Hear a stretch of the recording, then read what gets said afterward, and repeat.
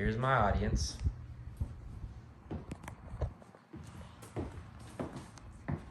Alright. According to Statista.com, since 2017, 245 unarmed people, 152 people with toy weapons, and 289 people unknown to have a weapon at all were killed by police.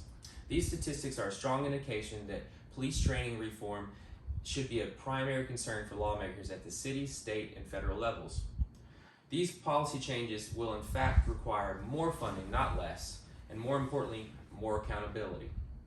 NationalPoliceSupportFund.com reports that due to defunding in Minneapolis, homicides rose 60% in 2020, with many of the crimes left unsolved because there are fewer police detectives and fewer resources to work the cases. Things have gotten so bad that the city's residents are filing a lawsuit against the city council to bring police funding back. In cities like Los Angeles, who slashed $150 million from the police budget, and San Francisco, who slashed $120 million, not only have they defunded the police, but they stopped arresting people for theft and burglary. And no surprise, hundreds of incidences of businesses looted and cars broken into have arisen through these thoughtless policy changes. It was so bad that in San Francisco that people were leaving their windows down and their trunks open to show criminals that there's nothing inside so they wouldn't smash their windows. An article by Hannah E. Myers of the New York Post states Walgreens officials said that thefts in their locations in San Francisco are quadruple the national average, and the chain had to close 17 locations due to more merchandise being stolen than purchased. This article also reports all these increases in crimes can be attributed to the city's progressive DA, Chesa Bowden, whose agenda has been decreasing penalties for crimes, a crusade to ban cash bail, and pursues non-incarceration for convicted criminals. It's plain that these quote-unquote progressive, light-on-crime policies, which affect poor communities most, are terrible for the country, so what needs to change? According to trainingreform.org, there are 37 states that allow police to work before attending basic training, with only an average of 52 hours of field training and 21 hours of in-service training each year. Additionally, a large portion of states have much less than these averages, some even as low as 0 required hours and no required combat or martial training. While these numbers are state minimum requirements, some districts do go above and beyond, but it shouldn't be left up to the few departments that do strive for a better trained, higher quality officer. There should be a much more rigorous training requirement and more in-depth psychological evaluations implemented at the city and state levels.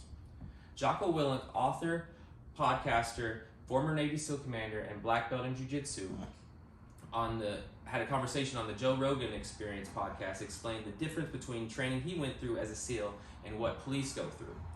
As a SEAL team member, they were required 18 months of combative training for a 6-month tour, while police get 2 to 4 hours of training each year. Jocko is also quoted saying that police officers should be a purple belt in jiu-jitsu, which requires thousands of hours over years to obtain. The history of policing in this country has been tentative at best, and the summer of burning cities in 2020 showed the world that people's support for the police is at an all-time low. Defund the police became the chant, along with a lot of the animosity towards police because of the troubled past and a slew of recent unjust killings of unarmed people. Some of the most infuriating murders are of Tamir Rice, a 12-year-old boy with a BB gun, gunned down before given a chance to comply.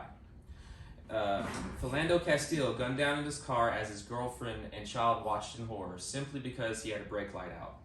Daniel Shaver frightened and gunned down as he was crawling towards the police officers in tears. And Justine Damon called 911 to report a rape and was gunned down as she approached the squad car. These unjust killings and many more like them could be avoided through not only more accountability and stricter qualification requirements, but also better training, which requires more funding. Through this additional funding, they can put every officer in a hand-to-hand, non-striking martial art, such as Judo, Krav Maga, Aikido, and Brazilian Jiu-Jitsu, which is the most important and most versatile choice. Jiu-Jitsu can provide the skills needed and the confidence for the officers to handle most, if not all, hand-to-hand altercations without use of deadly force. Additionally, since Jiu-Jitsu doesn't focus on striking, but of the control of your opponent through joint locks, arm bars, chokes, or simply using chest pressure to hold them down without fear of being overpowered, there should be no excuse to not have a massive decrease in police beatings as well. Henry Gracie, grandson of Helio Gracie, one of the founders of Brazilian Jiu-Jitsu, was quoted saying, "A scared cop is a dangerous cop." And if we're willing to overlook the fact that it could possibly be an evil person with a badge, then we must believe fear is a big cause of these officers acting irrationally and solely relying on their firearms as their only means of defense, since they have no martial training. On Gracie Breakdown YouTube channel, ran by Henry Gracie, he featured an interview with a Major Jake King of the Marietta Police Department, who implemented a mandatory jiu-jitsu training for recruits. The program got so much traction that he opened it up for every interested officer, paid for by confiscated drug money, which is allowed by federal law if the money is used for training or supplies only. This use of confiscated funds can be universally copied throughout the country, increasing police budgets without increasing taxes or reallocating funds from other important projects. Major King collected data through the 2,600 classes. By the 90 of 150 officers in his department, there was only one reported injury, as well as decreasing arrest-related injuries by 48%. And as of 18 months after the program started, all police injuries were of officers who were not trained in jiu-jitsu. Major King also showed body cam footage of his jiu-jitsu trained officers handling altercations efficiently and humanely, without punching, yelling, or cursing.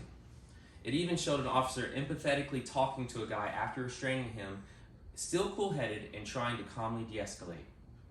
In conclusion, what this country needs right now is better trained, more responsible police force. I feel to achieve this, there must be a complete overhaul with our current state minimum requirements for training, with an emphasis on de-escalation tactics and hand-to-hand martial training in a grappling discipline such as jiu-jitsu.